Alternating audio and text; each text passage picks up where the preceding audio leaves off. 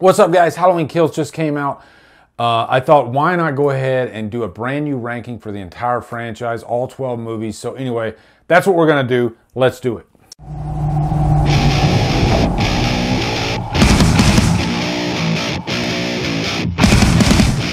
What's up, guys? I just recorded a Halloween Kills All the Spoilers review. That's going to come out after this video, which should be, if I can keep on my schedule, should be this Friday. But I thought, why not go ahead and give you guys a brand new ranking? And don't worry, I won't spoil anything with Halloween Kills because I'm just going to really be scratching the surface for all these movies. And keep this in mind too with this franchise. For me, the order changes all the time in the middle. You know, the best and the worst are usually the same, really always the same. I know that for sure. But in the middle, it gets a little muddy in there, okay? Because my opinions on these movies change so much, and especially when you're factoring in enjoyment levels, entertainment levels, and then, you know, quality of filmmaking, all that stuff. It can really bake your noodle sometimes. So I'm gonna make this more of like, in terms of like entertainment, okay? But that should fall in line with quality of the film as well.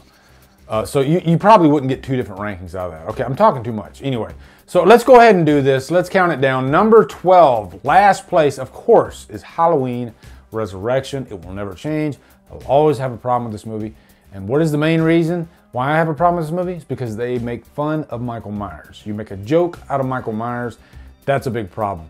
Honestly, I don't even have a problem with the Freddy character. If they wouldn't have made such a joke out of Myers, then it would have been okay, because it's okay to have silly, stupid characters in Halloween movies. We've seen plenty of them, right? Take Mike from Halloween 5. But, you know, how Myers reacts to those characters and handles them, because when he is completely dissing Myers and making a joke of him, Myers' first instinct should have been to like grab him by the head and completely just, you know, lop his head off, do whatever. Because that's what Myers usually does.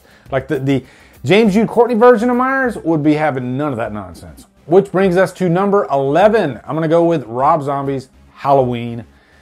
Just having major problems with this movie. I don't like the characters. To start off the movie with Ronnie screaming at the top of his lungs, you know, just being a part of this dysfunctional breakfast in a Halloween movie, it just doesn't fit. And I think if they would have like just taken that scene out of the movie, it'd probably be a better movie, and you could probably stand it more. But I just don't think Zombie has a great grasp on writing character dialogue, you know? It comes across as just a little bit too loud and in your face. And to me, that just doesn't belong in a Halloween movie. The Halloween movie characters have to be written a certain way. That's one thing I've noticed about the franchise throughout the years. They fall along a certain guideline. I guess that's the best way I could put it. And this movie, plus it's just like, it feels like two movies, because the first half is exploring young Michael Myers, and then the second half is pretty much the Carpenter remake. And putting them together, it just doesn't fit. Then you got Laurie, Scout Taylor Compton. Nothing against Scout, she's doing what she's told to do. I need you to scream at the top of your lungs for the next 20 minutes on this scene, because that's all she does. In real life, would that happen? Probably. But for entertainment's sake, check the box, move on, okay? Way too much screaming at the end of that movie. Okay, number 10, gonna go with H2O. H2O is a fun, entertaining movie, okay? And I can go ahead and say from this point on, I actually do enjoy every single movie, okay? So I'm not completely shitting on H2O, but it is one of my least favorite versions of Myers. I actually like the Resurrection Myers, Brad Laurie, over Chris Duran's Myers. Nothing against Chris Duran, he's great as Ghostface, but I just didn't think he had, because I think Myers does have to have a certain type of physique, and for me it just didn't work. Plus, it's not really Chris's fault, because the mask is such a mess in this movie. To have 4 different masks, it just falls apart. I don't like the Scream vibe of the movie. There are people that say, I don't see Scream in this movie. I mean, oh my God, they use the exact same score in some scenes. So, yeah, I'm just not a fan of H2O. Some parts of it. I think Laurie Strode is better in H2O than she is in Halloween 2018. I prefer that character. So there's pros and cons here, but I don't really like Myers in the movie at all. And yeah, and I don't like that it's set in California either, you know? I like my Halloween movie to feel like Halloween, to feel like fall, you know, those leaves, everything. You know, I want that. I don't want it to feel like a summer break type movie. Number 9 is going to be Halloween 5, Revenge of Michael Myers. And speaking of which, just to kind of timestamp this, look at that. I just got this collector's edition Shout Factory that has the new Dr. Death footage as a bonus feature. It's not in the movie, but you can actually watch the Dr. Death footage. This movie, for some reason, I love it. I adore it. And I almost put it higher, but then I was just like, Lee, what are you doing? Stop. I literally had to stop myself. I was like, no, this movie should not be above this movie. This is wrong what you're doing, okay? And you won't be able to sleep at night if you do this. So I didn't do it. But I think I kind of enjoy 5 more than some of the movies that are above it. It's one of those movies, it's like comfort food. I can throw it in and just kind of laugh at some of the scenes and marvel at some of the scenes, like how zany Loomis is in it. You know, and I call this like the Giallo Halloween movie because you got the man in black strolling around. He's probably trying to figure out what the hell he's doing there. But it's just a conundrum of a movie, but god damn, it's so entertaining. Great final act. You know, I think it's really garnered a cult following. Okay, which brings me to number 8, Halloween 2018. I know, shocker, right? It was number 7. Now it's fallen a notch to number 8. Could it go to number 9 and Revenge could take out? It's possible. It's possible because I find that I'm enjoying 5 more with each watch. In 2018, I'm enjoying it less with each watch. 2018 is a movie that kind of makes me angry now sometimes because what it gets right, it nails. It completely nails with the score, with James Jude Courtney, with the overall tone of the movie is great, you know, and there's certain scenes like when Myers goes trick-or-treating for the first time. Iconic stuff, you know? I mean, I could take that one scene where Myers is doing the one-take shot with the hammer and everything. If I did like top 10 scenes of the franchise, that might be in like the top 3. It's that effective of a scene. But as an entire movie, I get frustrated with it sometimes, you know, with certain scenes in there. Potential, like Sartain, I think that character had so much potential, but what he did in the end was like unforgivable. The final act, I'm not gonna say it's like a woman power type thing. Some might say that, but Laurie Strode's always been a strong character, so I never had a problem with that. But I think when you have, you know, I guess all 3 of the sisters, I think one of those sisters should have died, you know? Because it gives it more emotional impact. It's not for the sake of I want her or her to die. It's just give me some emotional impact, you know? And they didn't do that. Anyway, on to number 7. Halloween 2, the 1981 Rick Rosenthal directed movie, feels like a natural progression from the first movie. Looks beautiful. You know, that great Dean Cundy cinematography. Halloween 2 is a gift because it has one of the best final acts in there, you know, with Loomis. You know, the explosion and all that and giving his life for Laurie. Or you think he's giving his life until Halloween 4 brings him back. Dick Warlock, I think, was a very effective Myers. Not the best Myers, but he definitely had his own stamp. And if anything, you want to give your own stamp on the character. And boy, does he. Iconic scenes like the blood coming from the eyes. There's a lot of greatness in the original Halloween 2, and I do have a lot of fun with it when I watch it. Great characters like Bud and Jimmy.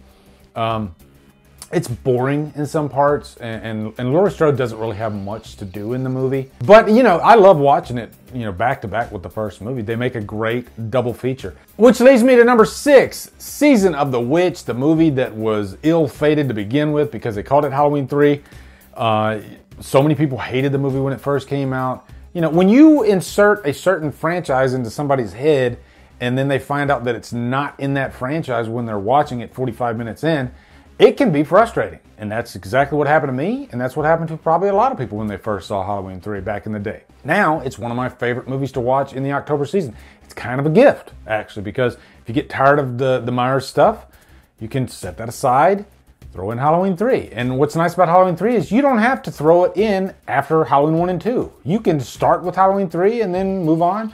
You can watch 5 Halloween movies with Myers and then insert Halloween 3, you know, because it's its own thing. It's fun. And you can ponder the possibilities of that. And what if they, you know, what if they made like a spinoff or a remake of this movie, or just a whole like expanded universe of Haddonfield?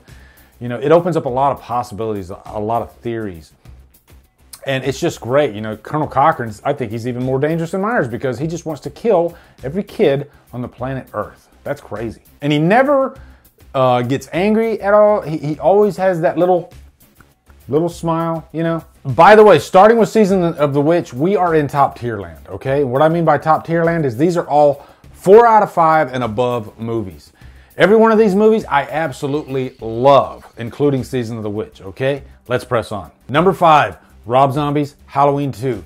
It's a movie that garners more fans as the years go by. It has really created a cult following. I'm seeing news articles pop up on the internet just recently about how it was the start of like a new dawn of slasher movies. It's still to this day one of the most unique slasher movies ever. And much like Season of the Witch, I think it's a movie that has to be separated from the franchise and looked at as its own thing. Because the way Rob Zombie was able to deal with the character of Laurie Strode and the aftermath of the traumatic events that happened to her in the previous movie, and then just giving it this like gritty 16 millimeter feel, almost like a Texas Chainsaw Massacre vibe. I love Myers in this movie and how brutal and crazy he is. Tyler Mane, I think, stepped up his game big time in this. It's a movie that I constantly gush over. You know, I had just a love fest about it with Nick and Christian over at their You Need a Horror podcast on Christian Hannah Horror's channel. Definitely check that out. We did where we were talking about all the Halloween movies, and we were just, it was a love fest. We were just gushing over this movie. Number 4, Halloween 6, The Curse of Michael Myers. Probably one of the most debated movies of the franchise. It's a movie that has 2 different versions that are very different from each other in the last act, completely different in the last act. There are fans of the producer's cut over the theatrical and vice versa. I prefer the theatrical. Made my own cut. I love Halloween 6 so much for how unique it is, how it explores the Thorn cult even more, how bonkers the movie is. Loved Tommy Doyle in it. I think Paul Rudd was awesome, you know, because he really just cranked up the psychotic nature of the character. Tommy Doyle's a character that you could go in a lot of different ways with, you know, and he really played with that. And just the atmosphere. Oh my God, easily most atmospheric Halloween movie out of the whole franchise. Halloween 6, Curse of Michael Myers. Just such a fun movie. Okay, number 3. Number 3. What could it be? What have I not mentioned yet? Halloween Kills. And I'm not gonna lie, I almost put this at number 2. And yes, I did put Halloween 2018 at number 2 right after I saw that movie. No regrets, because that's how I felt at the time. And I'll never apologize for my opinions on a movie at a given time. So what does that mean? 6 months down the line, could my position for Halloween Kills move back, move up maybe? Absolutely, could happen. This is right now. Right now, this is how I feel. I saw this movie last night and I have never been so freaking elated by a Halloween movie like I did when I walked out of this. Without going into any spoilers, I just love how David Gordon Green and company were able to give us probably the fiercest version of Myers. And what I love about Myers and Kills is he's like one step ahead of everybody constantly. He takes advantage of situations, you know, like the chaos of the mob. They don't know how to deal with him, you know. Myers was scary in this, you know. He felt unstoppable, unkillable. Probably one of the best final acts of the entire franchise. You know, I think they righted a lot of the wrongs of Halloween 2018, and I did notice that immediately. And one thing I'll say about that, as far as like my initial reaction and how I could compare it to Halloween 2018, is this was the first time OG Myers was coming back, talking about Halloween 2018, and I was just on cloud 9. I couldn't handle it. Finally, he's back since, you know, 2002 Resurrection. I wanted a good version of that original character back. So immediately I was just on cloud 9 because, like I said, what it got right, it really got right. And it was so right that I couldn't really see the faults in the movie. With Halloween Kills, my expectations were tempered quite a bit. I settled into this world and my expectations were a lot lower. And I think the coverage of Halloween Kills kind of put me in a mood to where I wasn't as excited about it. You know, my expectations were like at an all-time low by the time I saw the movie. So it's sort of different than when I first saw Halloween 2018. And that's why I do think that this one might stay put for a while. We'll see, we'll see. Number 2, Halloween 4. And I think if you have like a list, like a checklist of things that you want in a Halloween movie, I think 4 checks all of them perfectly. You know, it has great cinematography, great story, great direction, likable characters. Rachel and Jamie are probably my 2 favorite characters of the entire franchise, outside of Myers and Loomis, of course. I love those characters more than I do Laurie Strode, my opinion, but I do. The twist, probably my favorite final act of the franchise, is the final act of 4 and that twist, which is scared the living daylights out of me. You know, when I was at Spooky Empire and I saw this shirt, I didn't even think twice. I have to have this shirt because it's so freaking awesome seeing that last scene. Jamie Lloyd, was I like pinching my nipples?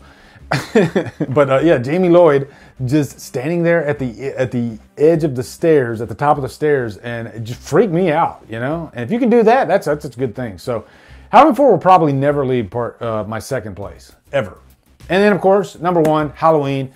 I've said so much about this movie. I mean, I've freaking reviewed it ad nauseum. I can't tell you anything about Halloween 78 that hasn't been said. I can say, I'll tell you this, okay? Because you don't need me to tell you why it's the best movie. We already know. The first time I watched Halloween 78 was with my grandmother. That's creepy. I remember the sex scene with Linda and my grandmother looking at my dad saying, should he be watching this? It was just so awkward. And Grandma, I miss you. My Grandma Jessie. I named my daughter after my Grandma Jessie. I'll always have that memory with my grandmother watching Halloween for the first time. So that's what I'm going to leave you with, okay? So anyway, guys, that's it. That's my new ranking for the Halloween franchise. How did I do? Let me know in the comments. Was it a weird ranking for you? I mean, I've seen so many variations of rankings in this franchise. So really looking forward to seeing what you guys have to say down below.